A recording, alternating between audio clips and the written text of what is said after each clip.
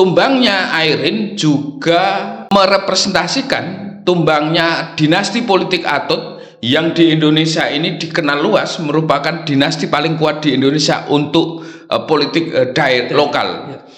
Selain itu juga dinasti Atut juga kalah di beberapa kabupaten kota, di Serang, kabupaten dan kota, di Pandeglang dan lainnya dan sebagainya, hanya menyisakan di Tangerang Selatan. Ini tentu menjadi alarm bagi Golkar sebagai partai induk dari klan dinasti Ratu Atut ini.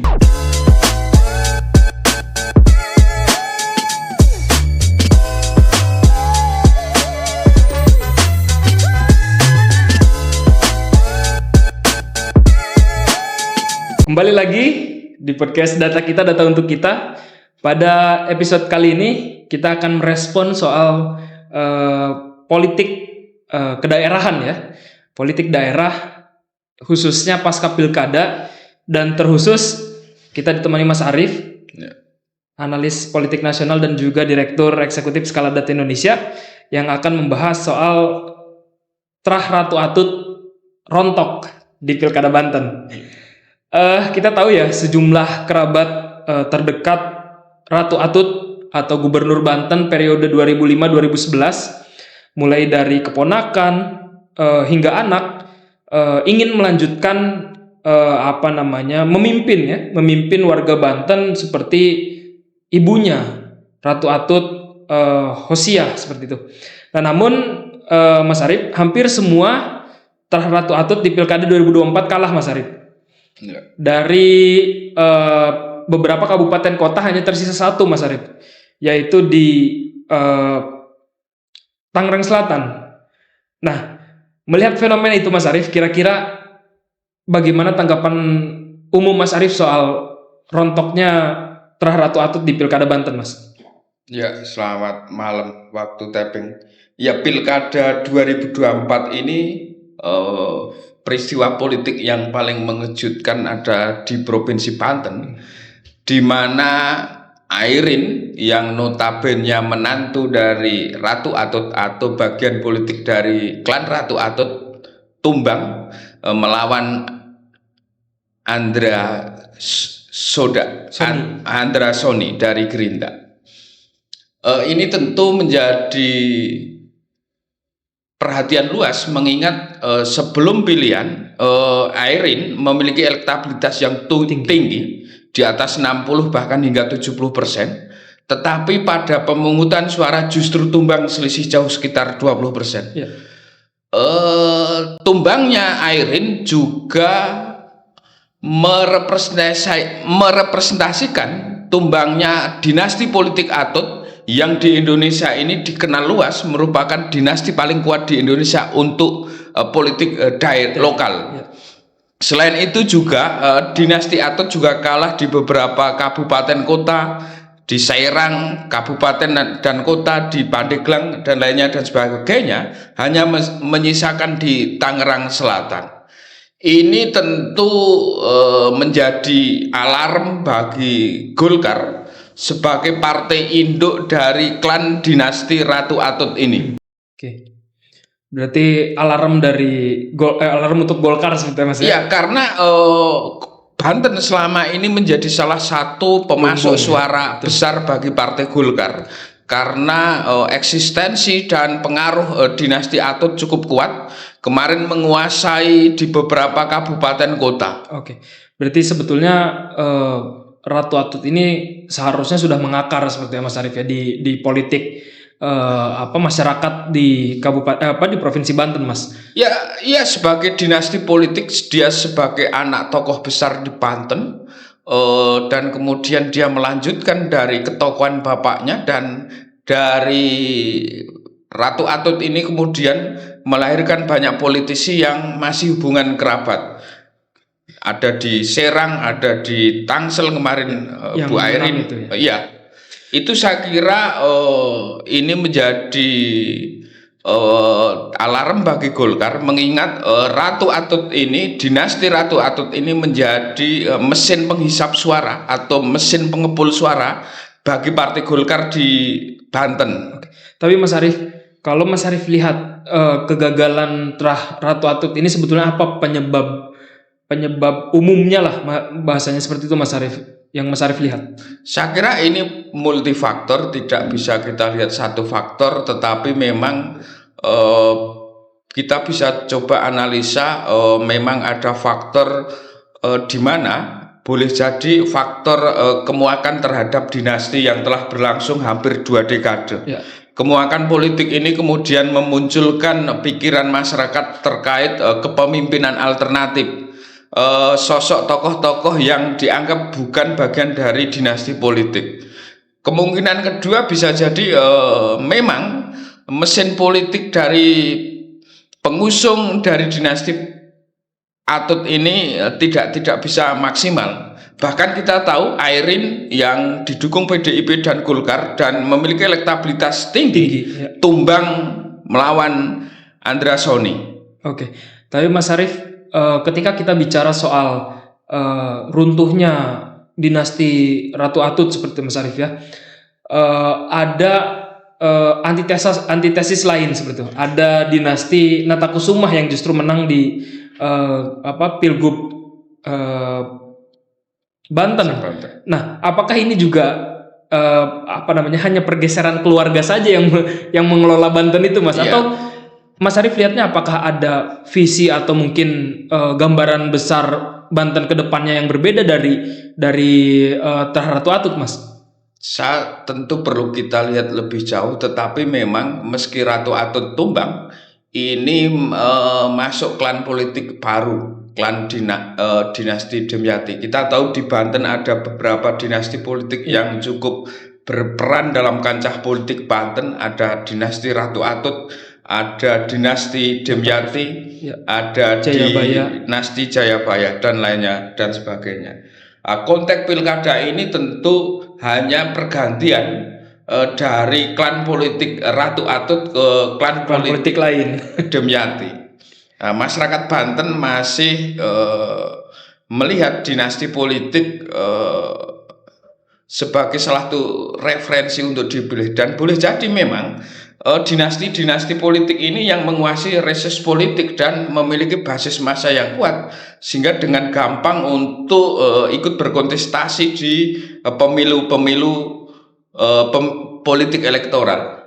Oke, berarti secara tidak langsung ini hanya pergeseran kekuasaan dari dinasti Atut ke dinasti lain seperti itu, Mas Arief ya? Ya, boleh dikatakan begitu karena dinasti Atut tumbang, tetapi yang menang dinasti Demyati. Terjadi pergeseran penguasa dinasti di Banten. Walaupun memang mungkin visi dan misinya serta program kerjanya juga akan punya ciri khas masing-masing seperti Mas Arief ya. Nah, Mas Arief, namun yang menjadi pertanyaan saya kemudian, apakah kekalahan Airin ini di Pilgub Banten juga dampak dari kekalahan Ratu Atut di lainnya, misalnya Serang, kemudian juga Pandeglang dan beberapa daerah yang punya lumbung suara besar itu juga kalah seperti itu. Jadi efek domino dari kekalahan di pilkada dan pilbub dan pilwalkot seperti itu, Mas. Ya, saya kira itu paralel ketika dinasti Atut memiliki kaki-kaki politik baik di yang maju di gubernur maupun maju menjadi bupati. Secara alamiah mesin politik mereka seiring dan sebangun. Dan karena itu ketika kekalahan di Pilgub Banten dan beberapa di kabupaten kota, tentu karena salah satu faktornya mesin politik yang tidak efektif. Terlepas kemudian muncul isu-isu misalnya terjadi intervensi kekuasaan, money politik dan lainnya dan sebagainya. Tetapi ini juga bisa dibaca kegagalan mesin politik mengantisipasi situasi politik yang genting dan perlu diwaspadai. Nah, Mas Arief, tadi Mas Arief bilang bahwa kemungkinan ada intervensi atau mungkin kita tahu ada endorsement lah di beberapa daerah tuh, misalnya Sumatera Utara, kemudian juga DKI, kemudian juga Jawa Tengah seperti itu, Mas. Nah, apakah ini juga membuktikan kekuatan endorsement dari presiden itu lebih tinggi dibandingkan dengan kekuatan dinasti politik yang sudah mengakar? Saya kira tidak bisa menyimpulkan siapa yang lebih kuat, endorsement atau kekuatan Akar ya. akar rumput yang kuat. Tetapi yang perlu kita lihat begini ya, Ratu Atut ini, Bu Airin ini adalah ketua tim kampanye daerah Prabowo Gibran. Ya. Di mana di situ dia bertanggung jawab terhadap kerja-kerja pemenangan politik Prabowo Gibran ketika Pilpres kemarin. Kalau berbicara kemudian kenapa Airin tidak di-endorse Presiden Jokowi, tentu secara formal karena tidak diusung Gerindra, tetapi secara investasi politik tentu Bu Airin telah melakukan investasi politik terhadap kemenangan Prabowo Gibran. Inilah yang sulit dicerna oleh publik. Bisa-bisanya orang yang telah pasang badan dan berinvestasi besar terhadap pemenangan Prabowo Gibran, Khususnya di Banten, terutama di Banten, justru tidak mendapat dukungan dari Prabowo Gibran. berarti ini bukti bahwa pilkada itu lebih cair, Mas. Ya, pilkada lebih cair sesuai konteks politik lokal masing-masing. Dan kita tahu juga pengusung Airin ini kan PDIP dengan Golkar, partai yang di konstelasi politik nasional mereka berpisah atau berbeda haluan politik. Golkar ada di koalisi Indonesia Maju pemerintah, sementara PDIP di luar pemerintah. Iya.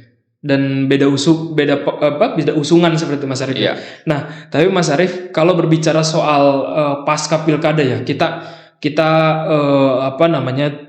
ibaratnya kesampingan dulu proses pilkada itu sendiri. Kita tahu bahwa jika memang ini sudah ditetapkan seperti itu ya, bahwa pemenangnya bukan Airin, apakah kekalahan dari Ratu Atut itu akan mengubah pola pemerintahan di Provinsi Banten, Mas? Saya kira kalau mengubah pola secara drastis enggak juga. Cuma mungkin ada pembeda kebijakan, iya. Tapi kalau kemudian perubahan secara radikal, saya kira enggak juga. Oke, apa itu, Mas, faktornya kira-kira?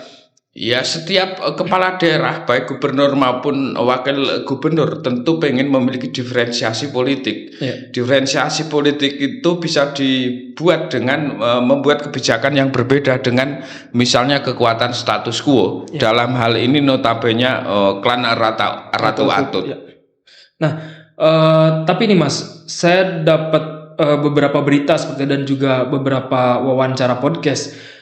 Ada beberapa obrolan yang menjelaskan bahwa atau mengklaim bahwa Golkar itu ditekan untuk enggak jor-joran gitu, Mas, mendukung atau memenangkan Airin. Nah, bagaimana Mas Arief menanggapi isu-isu yang santer terdengar, Mas? Ya, di politik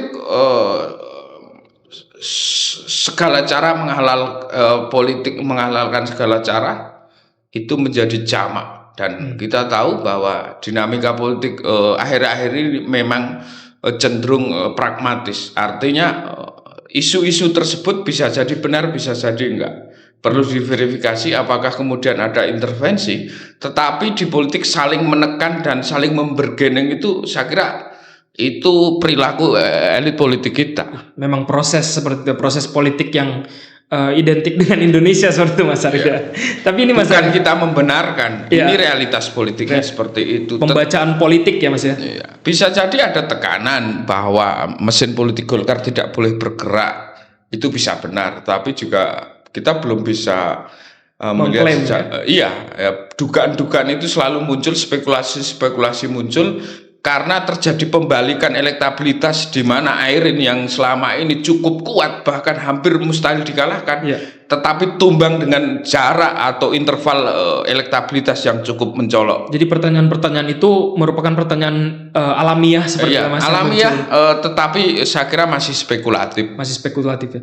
Nah, mungkin terakhir Mas Arief ya, kita tahu bahwa dinasti itu kan sebetulnya sudah lama seperti Mas Arief ya di Indonesia ya, kita tahu ada Syahrul Yassin Limpo, kemudian juga di Banten ada Jayabaya, kemudian juga Atut, Natakusumah dan lain sebagainya. Bagaimana Mas Arief memandang dinasti politik ini terhadap demokrasi yang ada di Indonesia, Mas? Karena di satu sisi misalnya kita melihat melihat beberapa teoretikus bilang bahwa dinasti ini jelek untuk demokrasi. Tapi di satu sisi kita nggak bisa menghilangkan fenomena itu, nggak bisa menghilangkan keadaan itu. Belum bisa, bukan nggak bisa ya. Belum bisa menghilangkan itu karena kuncinya di partai politik dan lain sebagainya. Nah, bagaimana Mas Arief melihat dinasti politik ini terhadap demokrasi yang ada di Indonesia, Mas? Ya, dinasti politik sejatinya fenomena global, bahkan di negara yang kampiun demokrasi di Amerika Serikat juga ada dinasti politik, ada dinasti Bush, ada dinasti Clinton, di Filipina juga ada, di India juga ada, dan sejumlah negara lain.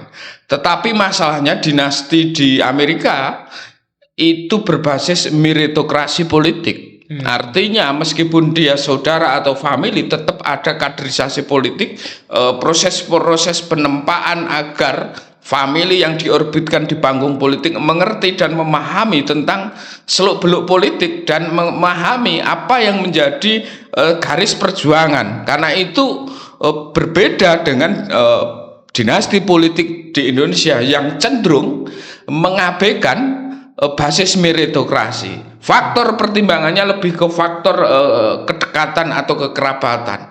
Inilah PR dan tantangan demokrasi Indonesia ke depan, mengingat pasca reformasi ini dinasti politik makin menggurita, bukan makin mengecil. Sayangnya basis dinasti politik bukan berbasis meritokrasi, tetapi berbasis kedekatan secara aliran darah atau family saja. Family, oke. Mungkin terakhir Mas Arief, ketika Mas Arief bilang bahwa keadaan dinasti politik di Indonesia hasil dari kedekatan family, darah dan lain sebagainya, apakah ini juga atau apakah Mas Arief setuju adanya misalnya revisi undang-undang partai politik yang mengharuskan adanya rekrutmen dan kaderisasi secara terbuka, sustainable dan lain sebagainya, Mas? Saya kira perlu dilihat lebih jauh, tetapi partai politik berpikir secara realistis antara cita-cita ideal dengan realitas politik. Memang harus diakui dinasti politik itu memiliki basis politik yang kuat, memiliki sosial kapital kuat, dan memiliki logistik yang kuat, sehingga partai politik lebih memilih tokoh-tokoh yang berasal dari dinasti politik karena memiliki probabilitas kemenangan yang lebih tinggi ketimbang misalnya memilih aktivis yang tidak memiliki basis sosial yang cukup kuat. Meskipun hari ini juga patah bahwa dinasti Atut bisa dikalahkan juga. Betul. Oke, berarti ada kajian yang perlu didalami seperti itu, Mas Arief, ya, bagaimana partai politik di Indonesia bisa tadi kalau Mas Arief bilangnya mengecilkan dinasti politik yang ada di Indonesia seperti. Terima kasih Mas Arief. Untuk episode ini kita akan lanjut ke episode selanjutnya yang membahas soal atau mengkritisi soal hasil-hasil pilkada di Indonesia. Terima kasih Mas Arief, sampai bertemu di episode selanjutnya. Bye.